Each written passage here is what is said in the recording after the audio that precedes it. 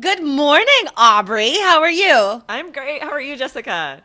I am wonderful. I have had such a fantastic week. I'm just gonna put out my greatest news right now because I'm so excited about this. Aubrey, I told you before we recorded, but guys, you might not know that I write a lot of textbooks. And right now I'm working on a textbook series for young learners in Taiwan. So I'm writing all these kids' books. It's super fun. And I get to fly out to Taiwan and do like a book tour next March. So, guys, if you're All Ears English fans, IELTS Energy fans, and you're in Taiwan, send me an email, Jessica at allearsenglish.com, because I totally want to arrange like a meetup. I want to meet all of our Taiwanese fans. I cannot wait for photos of you meeting up with our Taiwanese listeners. Like, I'm sad I won't be there, but I'm going to live it vicariously through you. So I need to see lots of photos. It's going to be amazing. I'm so stoked. So, guys, actually, that story does connect to our topic today.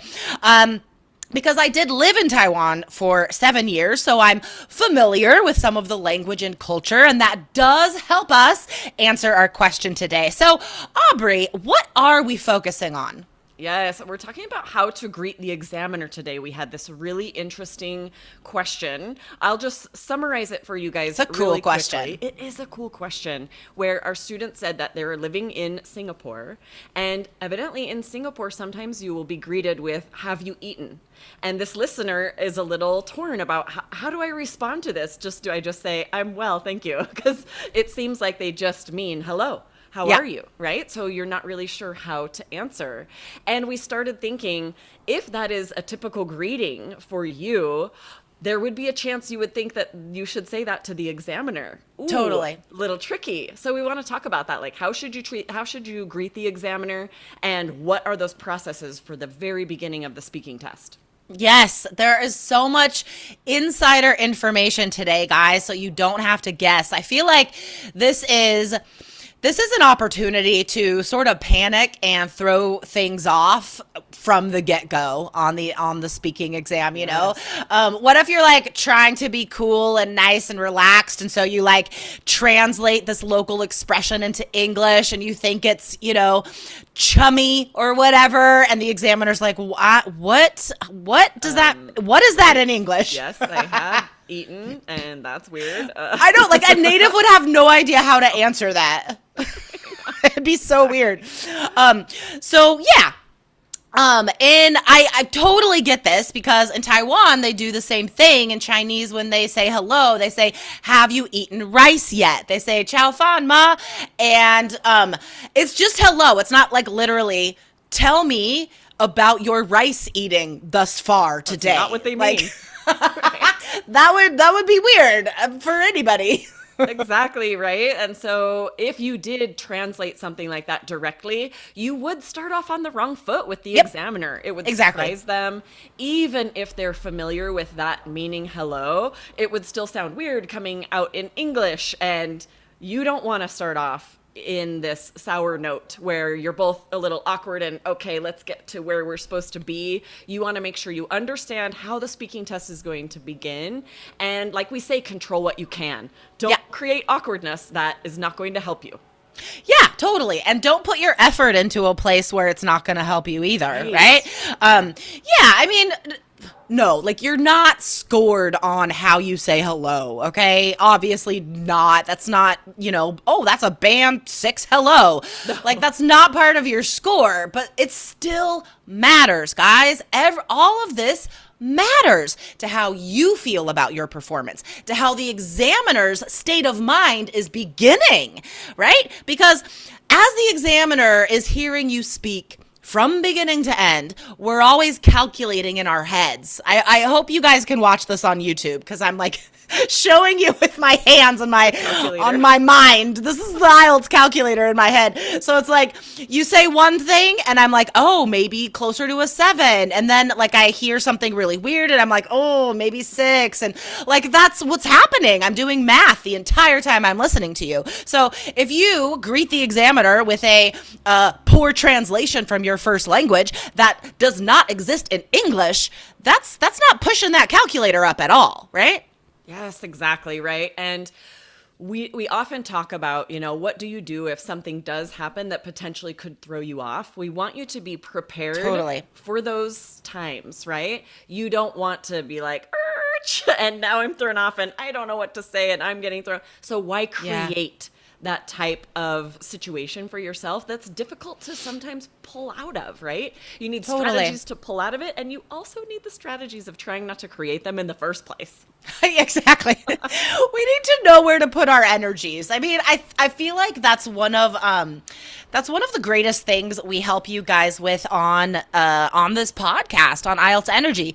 If you're not subscribed or following us, guys, hit that button right now because we are all about efficiency. I mean, Aubrey and I are both moms, we're hardworking, we really care and love language, and we care about teaching language and IELTS, right? And so everything we do is about how to do your best with as little effort as possible, you know? So it's like, this is one of those things, like, you don't put your effort into creating some, amazing greeting.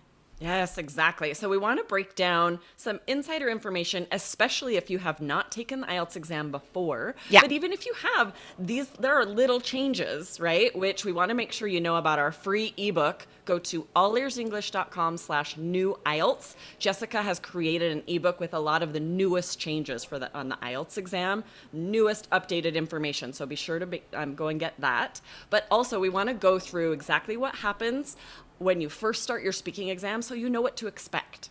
Exactly. Yeah. So the procedure that the examiner has to follow on the speaking exam is very, very regimented. You guys, the examiner has to account for every second of this exam. I mean, you'll find out when you guys get that ebook, allearsenglish.com/new IELTS, that this has become even stricter for the examiner. So it's like, don't throw stuff at them that they don't need, like they have enough to take care of. So in the beginning, what happens is you are waiting outside the room when the examiner is ready for you, because what is happening in that room while you're outside, I'll tell you, the examiner is marking the last person that he or she examined. That's what's happening. They're thinking about the scores, they're looking at the rubrics, they're writing the marks, and then when they're ready, they come out. They open the door and they'll be like, come on in, whatever they say, welcome. Now, here's the greeting part, what are you supposed to say? The examiner has already turned on the recorder. So in essence, that exam has already started. The examiner's already recording you. So when they say hello or whatever they say, just say, hello, nice to meet you, pleased to meet you, it's a pleasure. Like one of those things, that's it. Yes, right. Keep it very simple. Don't say, have you eaten? Don't get cute and creative and ask them about their family. This is not a time to start a conversation. You are just greeting them because they're very limited on time. They need to get right into starting the exam. Yes, that is the most important thing to remember about all of this advice is that don't start a conversation with the examiner because they're not going to respond. They're literally not allowed to. They're not allowed to be like real people. Right. It sucks. It's kind of hard on the examiner, but I mean, that's the way it is, So if you're like, hey, how are ya? The examiner isn't going to be like, oh, well, I didn't sleep well and like I'm kind of tired. Oh, I need coffee. Am I right? Like we can't joke around. I know. So unfortunately, the more you treat them as just an examiner instead of a real person, the easier it is for them to dive right into the questions. That, Aubrey, I could not have summed it up better myself. What I said in so many words, you made short and sweet, and that is perfect. Yes. Okay, guys. So remember to follow or subscribe to this podcast wherever you're listening. 2 new shows every week, and we are bringing you some new episodes of All Ears English over here too. So listen out for that, guys. And remember, go to allearsenglish.com/new IELTS to get that ebook I just wrote. It's free. It's 55 pages, just tons of information, the latest, most updated news on IELTS, guys. Allearsenglish.com/new IELTS. Yeah, if I haven't done this before, I want to thank you on behalf of our listeners, Jessica, for making that ebook because it's so useful. If you guys haven't gotten it yet, do not miss out on this. It's free, allearsenglish.com/new IELTS. Yeah, this is information nobody else has, guys. Like, I spoke to my examiner friends from around the world, including Taiwan, and I got the insider scoop, guys. Okay, awesome. Well, Aubrey, thank you for chatting today. This was such a great episode. I know, really fun. Awesome. I'll see you next time. All right, bye. Bye.